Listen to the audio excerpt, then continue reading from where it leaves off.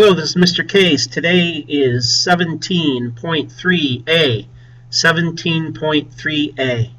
We're going to look at the causes of the Reformation, where the Protestants are going to break away from the Roman Catholics. No longer will there be unity in the Western European church. The Renaissance is going to emphasize the secular or worldly view and a focus on the individual, which is going to be a challenge to church authority. The problems in the Catholic Church also included the rulers or kings throughout the years that resented the Pope's attempts to control them. If you'll remember, Philip IV is going to even go so far as to jail an elderly Boniface VIII, and after that no more will popes force kings to bow down to them. We see that there's a group too. Northern merchants really didn't like paying tithes or taxes to the church at Rome. And you see also that there's critics of the church that claim that their leaders were corrupt. And the popes didn't help either by patronizing the arts and spending a lot of the parishioners' money on personal pleasure, fighting wars, and patronizing the arts. So early calls for reform. You have churchmen that take the church up on that. Jan Hus in the late 1200s, John Wycliffe in the 1300s are going to criticize these church practices. Unfortunately, Jan Hus paid with his life. He was burned at the stake. John Wycliffe was excommunicated. And an Italian monk by the name of Girolamo Savonarola, he preached fiery sermons calling for reform. And after about a year, the church had had enough of that. And he was executed for heresy. He was burned at the stake also. This is going to set the stage for Martin Luther. Now, who is this guy, Martin Luther? Well, he was a Roman Catholic monk who taught law and religion at the University of Wittenberg, Wittenberg, in Germany, the Holy Roman Empire. And in 1517, Luther decided to take a stand against a friar by the name of Johann Tetzel. Tetzel was selling indulgences. They were pardons for sinning.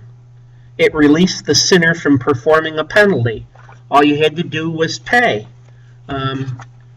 and you would receive a forgiveness of sins. Well, Luther took an exception to that, saying in essence that you were buying salvation. And he said salvation was free. Christ paid that price. So he's going to address indulgences with some formal statements, the 95 Theses. That's what a thesis is. It's a formal statement. And he is going to nail these 95 formal statements or theses to the church door of Wittenberg for all to see. So this begins the Reformation. It's a movement of the church, or of reform. You can just put down for the Reformation, a movement of, oh Lord. You could put down that it was a movement for religious reform. We'll just put that down. That would cover just about everything. All right, the 95 Theses are these formal statements. And among these statements, Luther emphasized that faith in God's forgiveness could lead to salvation, not faith in works. The just shall live by faith. A second one, the teachings should be based on the Bible. The Pope and the church traditions were false authorities. Can you imagine the Roman Catholic Church hearing that? And the third one, all people with faith are equal. No need for the priest to interpret the Bible. People should be able to read and interpret the Bible in their own abilities. Well, that was not popular with the church. And it was a threat to the church. It was a threat to the Pope. Well, the Pope is going to demand that Luther take back his statements against the church. They wanted him to recant, R-E-C-A-N-T. Will you recant or will you not? They're asking him, will you say uncle and say that you are in error or not?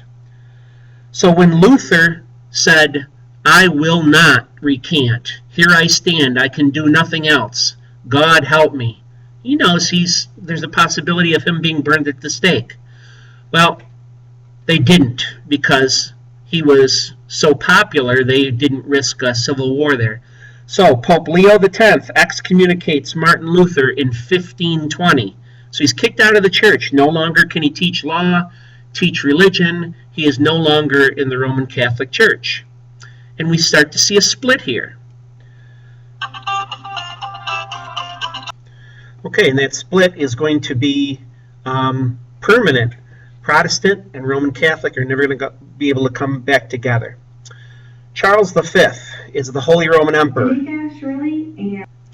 So, the Holy Roman Emperor, Charles V, declares him a heretic and an outlaw. If you house him, if you feed him, if you read his writings, if you agree with him, you are a heretic and you'll be excommunicated too. The Edict of Worms. An edict is a statement. So 1521, they state just that. He's not to receive food or shelter. His books are to be burned. He is outlawed. Now, by about the next year, 1522, Luther had returned to Wittenberg to find many of his practices being used. What did he see? He saw that the church service of the Protestants was in German. The liturgy was in German. The clergy could wed, and the dress for the priests or the clergy was ordinary. It did not have to be these elaborate robes and high mitered hats. This is the origins of the Lutheran Church. Lutherans are followers of Martin Luther's practices. Now in 1524, we have a peasants' revolt. The goal is to end serfdom. Luther, you would expect, would side with the peasants. He does not. Luther makes a statement urging the German princes to crush the revolt. The peasants then reject Luther's leadership, yet he was still an influential gentleman. They thought he had sold them out, but he did not agree with their revolt. Germany in 1529 is going to go to war. German princes who remained loyal to the Pope agreed to join forces against Luther's ideas. The princes who supported Luther were called Protestants. And this applied basically to all non-Catholics. In 1547, Charles V defeats the Protestant princes, yet because he defeated them politically does not mean that they gave up their Protestant faith. And we see a split in Germany. Germany faces that war, and you're not going to see a unified Germany until the late 1800s, when Germany finally gets its act together. The famous religious settlement of this war is called the Peace of Augsburg, A-U-G-S-B-U-R-G, in which each state in Germany will decide the religion based on the prince's choice. If he's Protestant, then the people will be Protestant.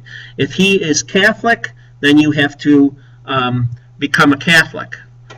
Now, we're going to talk about England in our next section. This is the end of chapter 17.3a. 17.3a.